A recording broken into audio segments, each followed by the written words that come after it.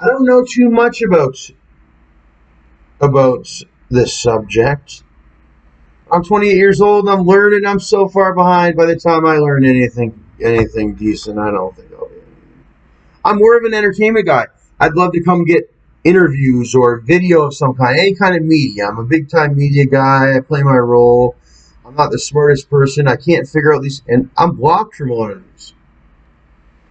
Thinking of how these things work because I'm not a person that works at Bruce Power, and I just never could percept this type of information when I never made it to college yet.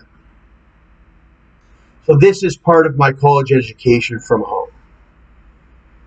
Chris has more than 33 years of experience in the nuclear power industry, with leadership roles in operations, engineering, and projects.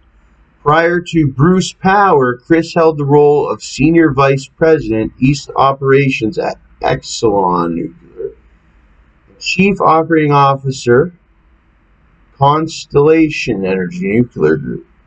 In this group, he was responsible for 10 of Exelon's 21 nuclear reactors at 6 sites in the United States. 5 of the sites under his leadership operated at the level of industry excellence. Chris joined Exelon in 1987 and held many other senior roles, including Senior Vice President, Mid-Atlantic Operations, Senior Vice President, etc., etc. Anyways, Kevin Kelly currently serves as the Executive Vice President of Finance and Chief Financial Officer. He was previously the company's Executive Vice President, Nuclear Development. Previously, Kevin was responsible for the supply chain, site services, business, and capital plan, corporate finance and reporting, treasury and taxation, energy trading, and pension asset management. Kevin brings more than 25 years of experience in the areas of strategic and operational planning, financial reporting, and cost management, treasury, taxation, pension, things of that nature. Yeah.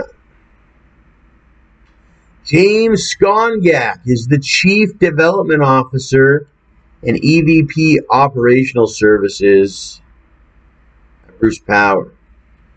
In this role, James is responsible for the operations service at Bruce Power, the world's largest operating nuclear facility and Canada's largest private sector clean energy infrastructure project.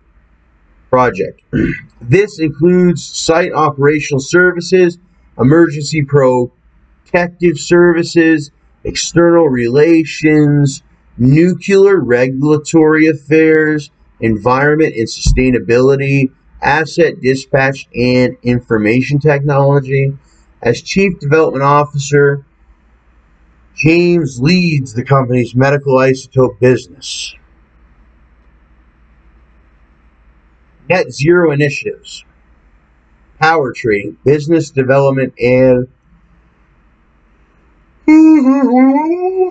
indigenous community economic partnerships. Kathy Sprague, or Sprague, is the Executive Vice President of Human Resources at Bruce Power.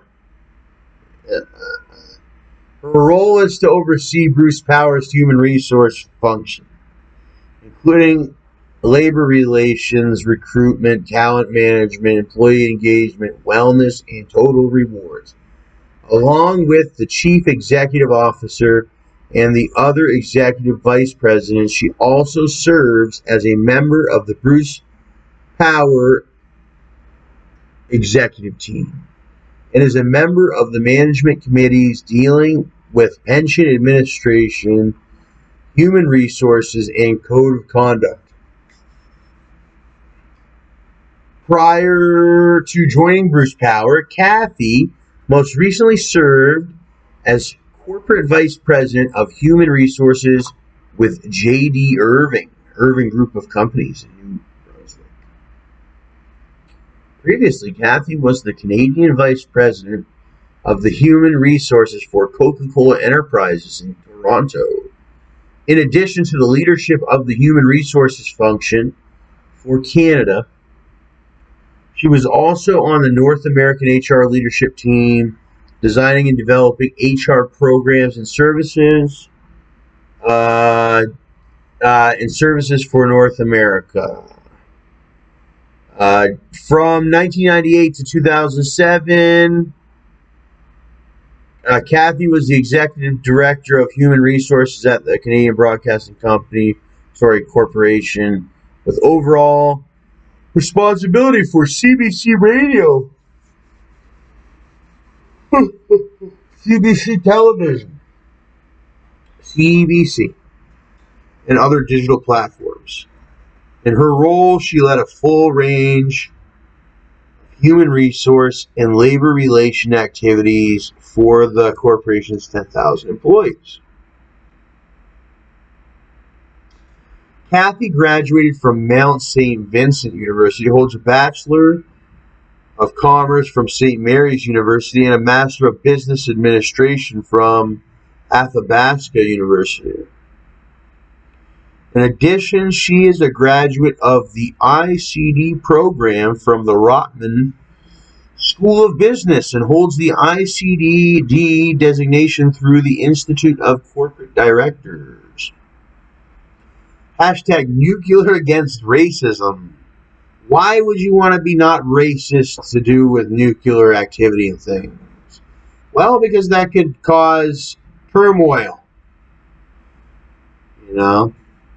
Racism makes some people mad. It makes people mad. You know, you're racist at the times when you want to say the most hurtful things.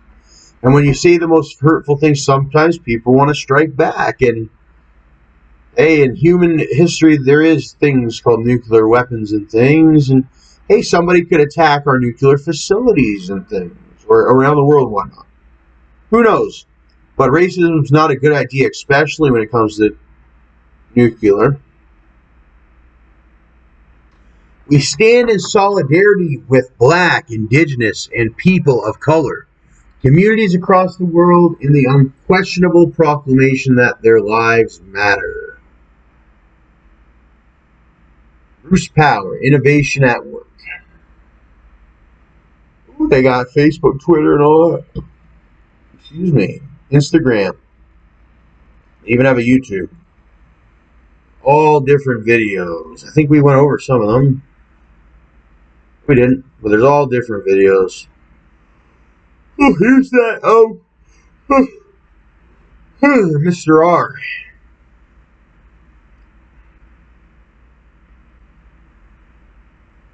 Radiation Mythbusters. What is radiation? Myths of radiation. What can your child do with a Prodigy membership? They can rescue and evolve.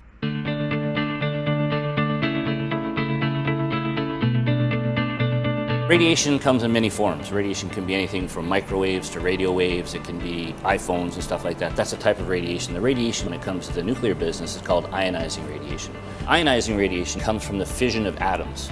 Atoms are typically in the periodic table, they are stable until they get to a certain atomic mass. When you look at the nucleus of an atom, there's positively charged things called protons and neutral things called neutrons. The neutrons and the protons work together in the nucleus to form the atom. When you get too many protons, as we get heavier and heavier and heavier elements, we get so many protons in the nucleus that they're trying to push each other apart, so it has to give off energy, and that makes it radioactive. When you split the uranium atom in half, you now create two what we call fission products. Those things can be highly radioactive. So it's coming from the core of the reactor, actually inside the fuel bundle itself. The fuel is in a ceramic pellet, which contains it, which is sealed inside a zircaloy metal rod, which is sealed, so none of the radioactivity, the fission products themselves, are meant to escape. In a nuclear power plant, the sort of pathways that you can release radioactivity into the environment would be through the air or through the water.